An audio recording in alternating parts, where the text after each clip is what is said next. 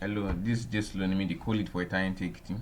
So continuing from where we stopped now last video where we were building our book library, we'll finally today connect our smart contract to our HTML and CSS code that we have written so far. So for us to do that, let's start by giving some of all these things an ID. For example, this is our input here. Let's just give it an ID of equal to input dash title. And let's come here to, we'll say ID is equal to input dash ISBN. We'll come here to say ID is equal to input dash date. Good. So okay, right here too, I will copy. So now what we'll do is we'll create a particular method that will add a new book to the browser itself or to the DOM itself. So I'll say Control C. I'll come right here. I've created this function here, function add book to DOM. It takes the name and a title. It's taking a title, and it's supposed to also taking an ISBN. Good. So right here now, I would actually do this add book to DOM. I will say let all books is equal to document.get element by ID. Then I will come. I don't know if I copied it earlier, but this is the Control C, which is the ID of this particular div here. I'll come here. I'll put it here. Control V. List that section. Good. So after that, I will do this. Okay, good. So now I have access to that. Now I'll now see let new book div. Let it be equal to document dot create element. Create element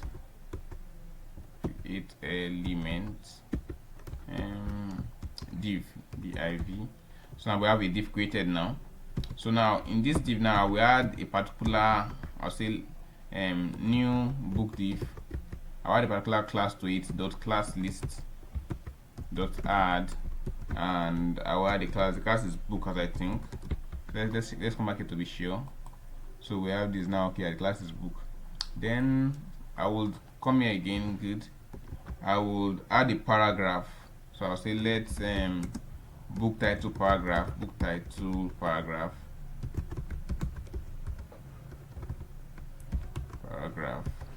is equal to document dot create element, and it's going to be a small letter P. Good. So every paragraph created. Now I'll now say book title paragraph dot inner text. So I want to give it a value now, and I'll set it be equal to name, or let's be equal to title. Title is parameter we receive here. Good. Title. Good. So I'll just copy this again. I'll copy this, Control C, Control V, and I'll change this to book ISBN paragraph rather than title now. Same to Control D. Now say ISBN. Good. Okay, Control Z. Good. So book ISBN paragraph does not text is equal to, let's be equal to ISBN now. ISBN. Then I'll come back and I will have access to our new book div. I'll say new book div dot append child. So that will put something under this new book, and I'll append the book title paragraph first. Good. Then I'll come here again. I'll say new book div again dot append child, and lastly I will add the book ISBN paragraph. Good. Okay, so lastly I'll now access my all books now. All books dot append child now. New books div. New book div. Good. So we are good to go. So now for us to know if this function works, let me click call it down here. I'll just call add book to DOM, and let me pass in my name. Just learning me. Let that just be the title of the book. Let's learn me is then. Let's just give anything. So let's give an ISBN of and this, good. So good. So let's now come to our browser. Let me open that project in the browser now. Okay, sorry. Let's come here, click on this, and good. Okay, Okay, so can you see it here now? It was created perfectly, just like this one here. So yeah, so good, so good. We have our stuff working now. So I will come back here now to the HTML. I would actually delete this here. We no longer need it again. I need it again. Good. So we have a function to do that effectively now. Good. So let's come back to our index.js now. So now the next thing we actually need to do is to actually get the Eternity JavaScript SDK through CDN. Actually, we need to get it through CDN, and for us to do that, we'll just come here, come to your browser, just type eternity JavaScript SDK. Yeah, good. No, sorry, I'm not connected to the internet. Just cover that now. So let me see if I can quickly get connected. Okay, good. So yeah. Okay, good. So let me connect to the internet now. So just search for Eternity JavaScript SDK. Good. So Eternity JavaScript SDK. Good. So Eternity, yeah, good. So it's going to be under Eternity documentation hub. So okay, good. So just come here, AEX Nation Global 3 developer tools, software development kits, JavaScript. Let's click on the introduction. So okay, thanks JavaScript SDK. Good. So there will be a link telling us how to install it through CDN. Okay, import SDK bundle with script targets. Let's click on this here. Good. So now this just tells us, so if you have to copy this, you always use the latest Eternity SDK version. But I want to be specific about the SDK version I want to use, because I know sometimes back I think a particular version was actually having problems. So if we have to copy this now, in this place of at version is where we'll put the version of the Eternity SDK we want to use. So I'll copy this now. I'll copy this. I'll bring to my JavaScript, so to my HTML code, and right before my index.js, I'll paste it. Good. So now at this version, I'll specify the version I want, and in my own case, the version I want is 6.1.2 at 6.1.2. So please, if you are following this tutorial, make sure to use the same version to avoid any sort of errors. Good. So index.js, so when I come here now, I would actually now let me delete this particular code here now. So now it's high time we began to actually use the Eternity JavaScript SDK and connect our smart contracts to our user interface. And also that, I will come back here, I'll come to file editor. Okay, I'll copy all the code we wrote the other day, and I'll bring it right here to VS Code again, and I will say let's contract source is equal to, apparently, let me just do this now. I'll say let contract address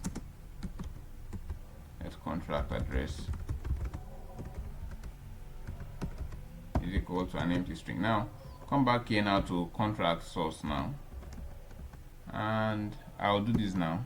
Good. Let's contract source is equal, sorry, this is here. So the contract source, now the code I copied earlier, everything, I'll paste it right here. Good. Now don't forget, there's something I did that you should actually take note of, and that's the fact that I did not paste it like this. Sorry, I did not paste it like this. If I pasted it like this, I would have lost my indentation. If I pasted it like this, I would have lost my indentation. Good. So what I did was, I first jumped into a new line, then I pasted it. Good. So if you can see now, I never lost my indentation like this. Good. So also too, I'll come here too. I'll come down here okay, I need to first deploy the contract actually, because I need to get the contract address.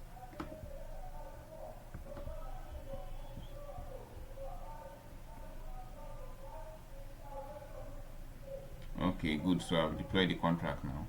So okay, so I'll just come actually contract deployment book header, and I'll look for the address that actually deployed. Has it been deployed yet? It has actually been deployed. Look for the address that was actually deployed to.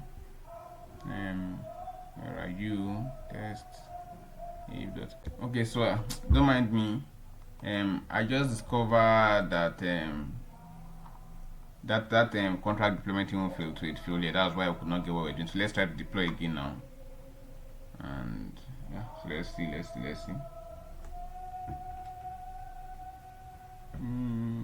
Okay. Okay, good. So it has actually been deployed. So if you see now, can you see address this city underscore this here? So just copy it. So I'll do a Control-C, then I'll come to my listening. I'll come here now and I'll just do a Control-V right here. So make the value of your contract address. So there's some other things that I will still need. We need a contract instance. SCT capital INSTANCE. Let's be equal to null. We also need the client. Let client be equal to null too. Good. So now I will come here now. I will say window dot add event listener, and I'll state when the function, the window, the browser has actually loaded the web page that I want this function to run, and I'll say it's supposed to be an async function. So good. So I'll do this here. Then okay. Then right here now, I will now begin to instantiate some of all those variables I've declared up there, and I'll use some of them soon. So the first thing I'll say is that will be client. I already declared client. I don't need to use the word let again. It's equal to await, then caps lock AE, then sorry A dot AEPP, A dot ape. Good. So I'll do this. And next now I'll say is contract instance. Let it be equal to await client dot get contract instance.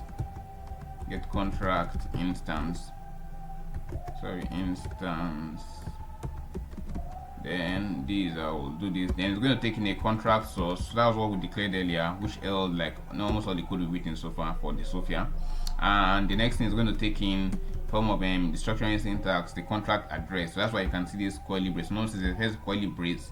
Inside the curly brace is where the contract address is. So good. So now from this contract instance, this particular object here, we can begin to get the methods we have used in Sophia and actually call them.